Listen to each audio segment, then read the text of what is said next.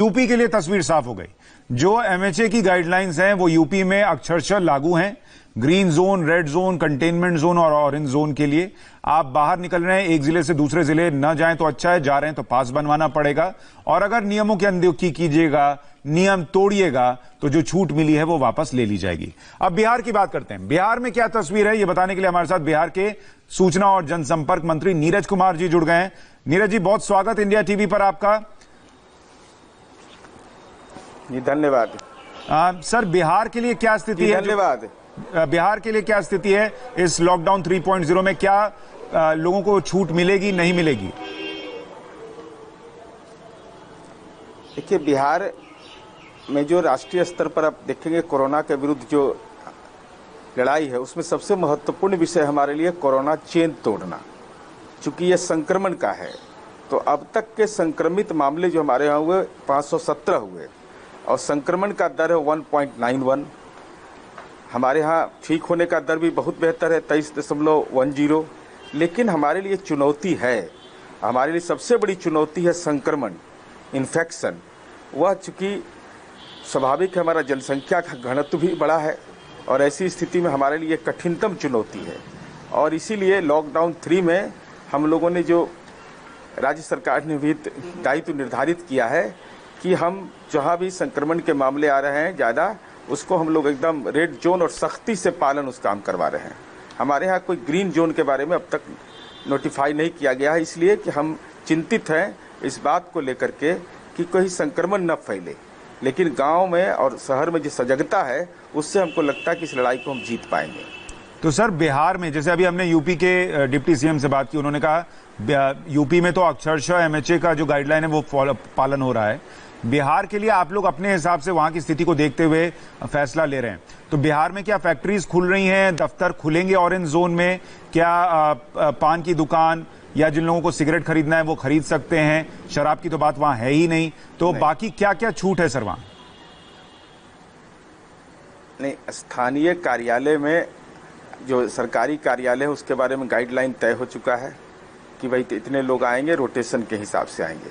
साथ ही हम लोगों ने यह भी तय किया है, अब यह भी हो रहा है कि जहाँ पर फ्री हुआ है वहाँ पर संख्या बढ़ेगी। साथ ही साथ जो हमारा विनिर्माण का क्षेत्र है, कंस्ट्रक्शन का क्षेत्र है, उसमें हम लोगों ने कहा है कि सोशल डिस्टेंस का अनुपालन करते हुए, जो स्वास्थ्य संबंधी मानक है उसका अनुपालन करते हुए उस काम को भी, चूँकि हमारे यहाँ जुलाई से अक्टूबर तक काम होता नहीं है, बरसात का समय है, अब फ्लड फाइटिंग का काम है। ये प्रकृति की चुनौती के साथ साथ कोरोना के संक्रमण की चुनौती से हम जूझ रहे हैं, दोनों एक साथ है। तो स्वाभाविक रूप से हमारे लिए ये कठिनतम समय है। तो जो परिस्थिति के अनुसार जो जिलाधिकारी जिले की अद्यतन रिपोर्ट करते हैं, उसके आधार पर जो भी कार्रवाई निश्चित होती है वो कार्रवाई हम लोग, ग्रामीण सड़कों का निर्माण, ये सब काम भी हम लोगों ने प्रारंभ किया है। लेकिन सोशल डिस्टेंस और जो है स्वास्थ्य संबंधी मानक है उसको 100% लागू करने का निर्देश दिया गया है।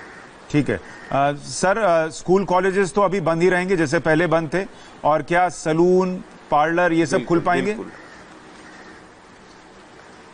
नहीं, स्कूल कॉलेज चाहे जो भी जहां भीड़, इस ढंग का इंस्टीट्यूशन जितने हैं, कोचिंग इंस्टीट्यूट है, ये सारे अभी बंद रहेंगे। या मैरिज सिरोमनी का जो होता है, हॉल वॉल, ये सब जो बुकिंग होता था, वो सारे बंद रहेंगे। ऑरेंज जोन में सर सलून्स खुल सकते हैं? कई लोगों को दिक्कत है, बाल कटवाना है, दाढ़ी बनवानी है, बहुत दिक्कत आ रही है। ऑरेंज जोन में खुलेगा इस संबंध में जिलाधिकारी को इम्पावर्ड किया गया है कि वो अद्यतन स्थिति की जानकारी लेकर के नीतिगत निर्णय लेने का अधिकार दिया गया है। चूंकि देखिए, परेशानी बिहार में दूसरी है, संक्रमण का हमारे लिए है। अब हमारे यहाँ जो मामले आए हैं, ज़्यादा से ज़्यादा आप देखिएगा कि इसको पूरे एनालाइज जब करिएगा तो आपको लगेगा कि एक बड़ी चुनौती बिहार के लिए है। इसलिए जो तथ्यात्मक आधार है, उसके आधार पर, जो वहाँ की क्षेत्रीय स्थिति है, उसके आधार पर हम निर्णय लेते हैं। ठीक है सर, देखिए हम बस कोशिश इतनी कर रहे हैं कि चूंकि हर राज्य अपने हिसाब से लॉकडाउन 3.0 में रियायत दे रहा है, तो जो जिस राज्य के लोग हैं उनको स्पष्टता रहे कि उनके यहाँ क्या स्थिति है। तो जैसे अभी आप बता रहे हैं कि जिलाधिकारी को फैसला लेने का अधिकार दिया गया है, तो मैं अगर मान लीजिए बिहार के किसी जिले में हूं, मैं कैसे पता करूंगा मेरे यहाँ क्या छूट मिली है, क्या नहीं मिली है? कोई वेबसाइट है, क्या है? नहीं, बिल्कुल इसके लिए आईपीआईडी हमारा समाचार भी रोज प्रसारित करता है। हम लोग अपने फेसबुक पर, अपने ट्विटर पर सारा डिटेल हम प्रतिदिन, और हमारे विभाग के सचिव जो माननीय मुख्यमंत्री जी के सचिव हैं, माननीय अनुपम कुमार जी, प्रतिदिन प्रेस ब्रीफिंग भी करते हैं इस सवाल पर। पूरे बिहार के संदर्भ में क्या क्या हमारे नीतिगत निर्णय हैं, उस निर्णय के बिंदुवार हम जानकारी देते हैं। तो हम आपके माध्यम से भी अनुरोध करेंगे कि IPRD समाचार पर भी और IPRD के साइट पर लोग अपना ध्यान जरूर केंद्रित रखें। सर, बहुत जगह से लोगों की शिकायत ये आ रही है कि प्रधानमंत्री की विनती करने के बावजूद, उनके कहने के बावजूद कई जगहों पर लोग जो हैं उनकी नौकरियां जा रही हैं, उनकी सैलरी कट की जा रही है, उनको दिक्कत आ रही है। इसको लेकर आप लोग कुछ कर रहे हैं क्या? हम लोगों के श्रम संसाधन विभाग ने ये निश्चित रूप से नीतिगत निर्णय लिया है और इस दिशा में हम लोग 2 काम करें। एक तो प्रवासी भी जो हमारे आ रहे हैं उनका भी हम रजिस्टर बनवा रहे हैं, उनका भी रजिस्ट्रेशन करवा रहे हैं, और साथ ही साथ जो भी इस तरह के निजी असंगठित क्षेत्र में जो काम है, जो रजिस्टर्ड हमारे यहाँ रोजगार हैं, ऐसे जो अनरजिस्टर्ड है, उनके लिए भी हम लोगों ने कहा है कि भाई जो भी जहाँ काम करते हैं वो रजिस्ट्रेशन अपना जरूर कराइए, जिससे राज्य सरकार कम से कम तथ्यात्मक रूप से ऐसे कोई मामले प्रतिवेदित होंगे तो सक्षम कानून के तहत कार्रवाई होगी। इस कोरोना संक्रमण में भी अगर ऐसा कोई कृत्य करेगा तो मानवीय अपराध है, कानूनन अपराध तो अलग है, मानवीय अपराध भी बहुत बड़ा है। लोग आपसे भी शिकायत कर सकते हैं, सरकार से शिकायत कर सकते हैं अगर उनके साथ ऐसा हो रहा है। सर, और अगर लोगों को मान लीजिए, देखिए अभी तक ये था सर कि सबको पता था हमें घर में रहना है, तो क्या छूट है नहीं छूट है इस पर बहुत ज्यादा लोगों का ध्यान नहीं था, एसेंशियल सर्विसेज वाले का ध्यान था। अब चूंकि बाकी लोगों का भी नाम आया है तो लोग ये जानना चाह रहे हैं कि अगर मुझे मान लीजिए अस्पताल जाना है तो मुझे क्या करना होगा? कोई पास की जरूरत पड़ेगी, मुझे मान लीजिए थोड़ी दूर जाकर दवा की दुकान से दवा लानी है तो क्या करना पड़ेगा? बिहार के लिए क्या नियम है?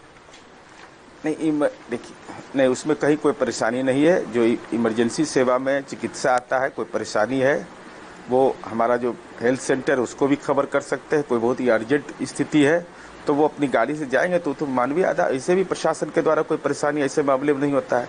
एम्बुलेंस की सुविधा है, वो आते हैं हॉस्पिटल। अब पटना ही रेड जोन में है तो लोग तो आते हैं हॉस्पिटल में जा रहे हैं। अब तो OPD की सेवा भी प्रारंभ हो गई है, लोग इलाज भी करवा रहे हैं, इसलिए इसमें कोई परेशानी नहीं। हाँ, दवा जहाँ लेने जाते हैं, अगर सर्दी खांसी की कोई दवा लेने जा रहे हैं तो वो अभी रजिस्टर्ड हो रहे हैं वहाँ। क्योंकि हम लोग पल्स पोलियो की तरह घर घर हम लोगों ने सर्वे करवाया, बहुत हद तक सर्वे हुआ, और उसमें यह क्लाउज था कि सर्दी खांसी कोई दम्मा का लक्षण है तो इसको जरूर चिन्हित करिए, या अपना ट्रैवल हिस्ट्री भी। तो जो सर्दी खांसी की दवा लेने जा रहे हैं निश्चित रूप से रजिस्टर्ड हो रहे हैं। जो भी रजिस्टर्ड मेडिकल की दुकान है वहाँ उनका रजिस्ट्रेशन हो रहा है। ठीक है सर, अब जो स्थिति बनी हुई है उसमें आपने अभी थोड़ी देर पहले कहा कि अगर लोगों को छूट दे रहे हैं तो केसेस भी बढ़ेंगे, ये मान के चल रहे हैं आप। उससे निपटने के लिए क्या तैयारी की आप लोगों ने? देखिए, हम लोगों ने पूरे बिहार में क्वारंटाइन सेंटर बनाया है। हर प्रखंड मुख्यालय पर उसका स्टैंडर्ड हमने तय किया है। आज ही और जो कोरोना से संक्रमित लोग हैं उनके लिए आज ही देखिए कि विदेश के आए हुए लोगों ने कहा कि भाई पटना में इतनी अच्छी व्यवस्था है कि हम अपने देश नहीं जाएंगे। तो हम लोग उसको मानक के आधार पर, चूंकि प्रवासी जो लोग आ रहे हैं, हम लोगों ने ये तय किया, चूंकि उनमें भी उनको भी अपने परिवार को बचाना है, खुद को बचाना है, तो 21 दिन का हम लोगों ने अवधि तय किया है कि 21 डेज आपको क्वारंटाइन सेंटर में रहना पड़ेगा। उससे उनके जीवन के लिए भी महत्वपूर्ण है, उनके परिवार के लिए भी महत्वपूर्ण है और समाज के लिए भी। और हमारा जो ग्रामीण क्षेत्र है बिहार का, वो इतनी सजगता इस मामले में है कि लोग खुद भी सजग है, परिवार खुद ले जा करके कह रहा है। और ब्लॉक मुख्यालय तक, चूंकि हमारे यहाँ जो लोग ट्रेन से भी आ रहे हैं तो सरकारी परिवहन की व्यवस्था से जिला मुख्यालय सोशल डिस्टेंस का पालन करते हुए फिर उनको प्रखंड मुख्यालय हम ले जा रहे हैं। और उसमें सारा चीज क्वारंटाइन सेंटर पर वाहन को सैनिटाइज कर करके सोशल डिस्टेंसिंग का पालन हो। और ये जो पंचायत स्तरीय जो हमारा प्रखंड क्वारंटाइन सेंटर और पंचायत स्तरीय स्कूल जो है उसमें भोजन, आवास, चिकित्सीय सुविधा आदि की गुणवत्ता, शौचालय, आप लोग भी तैयार हैं सबके बारे में अगर स्थिति जो है वो ये है कि छूट दी जा रही है तो उससे निपटने के लिए भी तैयार हैं कि अगर कोरोना की केसेस बढ़े तो कैसे क्या करना है। बहुत शुक्रिया नीरज कुमार जी हमारे साथ जुड़ने के लिए।